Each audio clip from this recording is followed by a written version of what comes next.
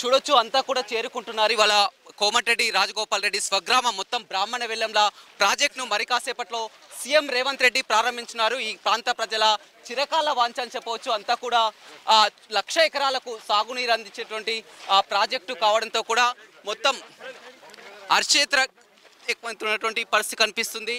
ఎప్పటి నుంచో మొత్తం 2007లో గతంలో సీఎం వైఎస్ రాజశేఖర రెడ్డి సీఎంగా ఉన్నప్పుడు బ్రాహ్మణ వెల్లంలోకి వచ్చి శంకుస్థాపన చేయడం జరిగింది. దాదాపు 17 ఏళ్ల తర్వాత కూడా మళ్ళీ కాంగ్రెస్ ప్రభుత్వం అధికారంలోకి వచ్చిన తర్వాత కూడా ఇవాళ మళ్ళీ ప్రారంభించుకోబోతున్నారు. మొత్తం ఈ ప్రాంత వాసుల కష్టాలు తీరున్నాయని చెప్పవచ్చు. ఎందుకంటే పూర్తిగా ఈ ప్రాంతం కరువు ఛాయలతో ఉన్నటువంటి ప్రాంతం, ఫ్లోరైడ్ రక్కస్తో కూడా ఉన్నటువంటి ప్రాంతం. నిజంగా ఇవాళ చాలా సంతోషం అని చెప్పవచ్చు. చూడొచ్చు, సంతోషం అని చెప్పవచ్చు. సార్, ఇవాళ మీ ప్రాంతంలో కూడా బ్రాహ్మణ వెల్లం ప్రాజెక్టు మీ చిరకాల వాంఛ, మీ స్వగ్రామం ఎలా ఉంది సార్ ఇవాళ ప్రారంభం? ఇవాళ చాలా మంచి రోజు. ఈరోజు ఏడాది పాలన పూర్తయిన సందర్భంగా ఇదే రోజు కాంగ్రెస్ పార్టీ వచ్చిన తర్వాత ఈ బ్రాహ్మణ వెల్లంల రిజర్వాయర్లకు నీళ్ళు వచ్చి ఈ ప్రాంతం మునుగోడు నియోజకవర్గం నకరికల్లు నల్గొండ 1,00,000 ఎకరాలకు సాగునీరు వచ్చే ప్రాజెక్టు ఆనాడు వైఎస్ రాజశేఖర రెడ్డి గారి చేతుల మీద ప్రారంభమైంది. 10 ఏళ్ల పాటు కేసీఆర్ ప్రభుత్వం ఉన్నప్పుడు కేవలం కోమటిరెడ్డి బ్రదర్స్కి మంచి పేరు వస్తుంది ఈ ప్రాజెక్ట్ చేస్తే అని చెప్పి 90% అయిన ప్రాజెక్ట్ని పనిచేయలేదు.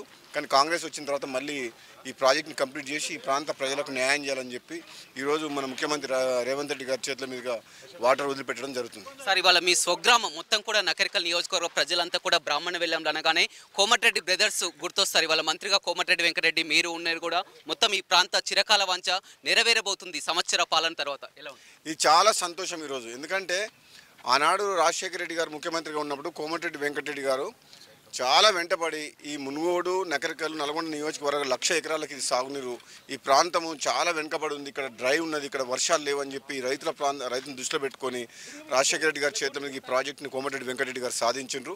కానీ ఎప్పుడో కంప్లీట్ చేయాల్సిన ప్రాజెక్ట్ ఇది. నిజంగా చెప్పాలంటే రాజశేఖర రెడ్డి గారు చనిపోకపోతే 2014 లోపలనే అయిపోయేది. చనిపోయిన తర్వాత తెలంగాణ వచ్చిన తర్వాత కేసీఆర్ గారు కేవలం కోమటిరెడ్డి బ్రదర్స్ ఈ ప్రాజెక్ట్ సాధించిండ్రు అని చెప్పి ఒక జలస్ ఈర్ష్యతోటి ఈ ప్రాజెక్ట్ని కంప్లీట్ చేయలేదు. ఆ గతంలో ఉన్న మంత్రి జగదీశ్వర్ రెడ్డి లక్షల కోట్ల రూపాయలు కాళేశ్వరం ప్రాజెక్టు ఖర్చు పెడితే కూడా ఉదయ సముద్రం ప్రాజెక్టు బ్రాహ్మణవెల్లం రిజర్వాయర్కు డబ్బులు ఇవ్వకపోవడం వల్ల ఈ ప్రాజెక్టు అయిపోయింది. ఇప్పుడు కాంగ్రెస్ వచ్చిన తర్వాత ఎమ్మటే నీళ్ళు నింపుతున్నాం.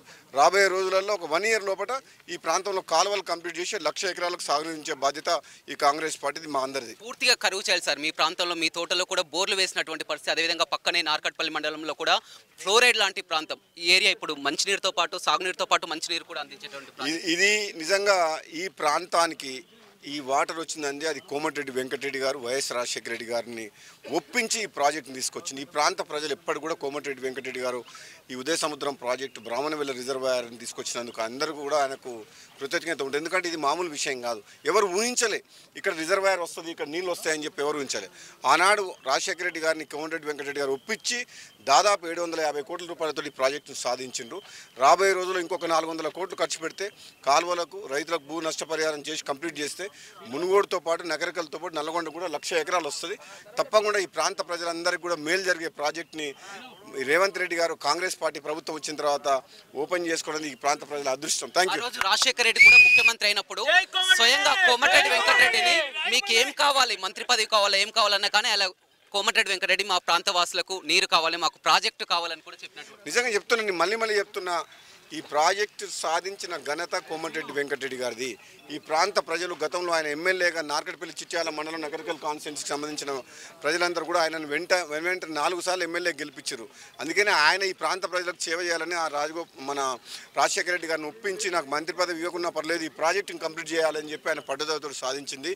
కాబట్టి ఈరోజు ఈ ప్రాంత ప్రజలందరూ కూడా దీన్ని ప్రజలకు అంకితం చేస్తుంది. ఈరోజు కాంగ్రెస్ పార్టీ రేవంత్ రెడ్డి గారు ముఖ్యమంత్రి గారి చేతుల మీద ఇది ప్రారంభోత్సవం చేసుకోవడం చాలా అదృష్టం. వెంకటరెడ్డి గారు కూడా ఈ ప్రాజెక్ట్ చూసి అందరూ కూడా మనం అభినందించాలి. మిగిలింది మన మునుగోడు ప్రాంతం, చెర్లగూడ, అదేవిధంగా డిండి ప్రాజెక్టు విషయానికి వస్తే ఎస్ఎల్బిసి కూడా పూర్తవుతుంది. మునుగోడు నియోజకవర్గం ప్రజలు కూడా ఎదురు చూస్తున్నారు. వాటికి తప్పకుండా కాంగ్రెస్ పార్టీ రైతుల గురించి పనిచేస్తుంది.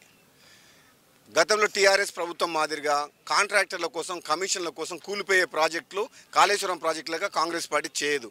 రాబోయే రోజుల్లో పాలమూరు రంగారెడ్డి ప్రాజెక్టులో భాగంగా డిండి లిఫ్ట్ ఇరిగేషన్ కంప్లీట్ చేసి శివనంగూడెం రిజర్వాయర్, కృష్ణాంపల్లి రిజర్వాయర్ కంప్లీట్ చేసి దేవరకొండ, మునుగోడు నియోజకవర్గం 3.5 లక్షల ఎకరాలకు సాగునీరు అందించే బాధ్యత నా మీద ఉన్నది, కాంగ్రెస్ పార్టీ ప్రభుత్వం మీద ఉంది. ఈ జిల్లా మంత్రి వెంకటరెడ్డి గారు, మన ఇరిగేషన్ మంత్రి ఉత్తమ్ కుమార్ రెడ్డి గారు మేమందరం కూడా ఆల్రెడీ ప్రణాళికలు తయారు చేసినాం. రాబోయే రోజుల్లో మూసీ ప్రాజెక్టులు కానీ, ఉదయ సముద్రంతో పాటు డిండి లిఫ్ట్ ఇరిగేషన్ కానీ, సొరంగ మార్గం కానీ, ఈ నల్లగొండ జిల్లాకు గత 10 సంవత్సరాలుగా అన్యాయం జరిగింది టీఆర్ఎస్ పాలన. కాబట్టి తప్పకుండా ఈ ప్రాంతాన్ని, నల్లగొండ జిల్లాని సస్యశ్యామలం చేసే బాధ్యత మా అందరి మీద ఉన్నది. తప్పకుండా చేసి చూపిస్తాం. Thank you. 10 ఏళ్లలో కూడా కేసీఆర్ నిధులు ఇవ్వలేదు, పూర్తిగా వెనుకబడిపోయింది. అందుకే కాంగ్రెస్ ప్రభుత్వంలో ప్రారంభించి కూడా ఇవాళ కాంగ్రెస్ పార్టీ అధికారంలోకి వచ్చాక మళ్ళీ ఓపెన్ చేసుకోవడం సంతోషంగా ఉందని కూడా ఎమ్మెల్యే రాజగోపాల్ రెడ్డి చెప్తున్నారు. Vote studio. అసలైన తొలి వెలుగు. ఫాలో వాట్సాప్ @తొలి వెలుగు official.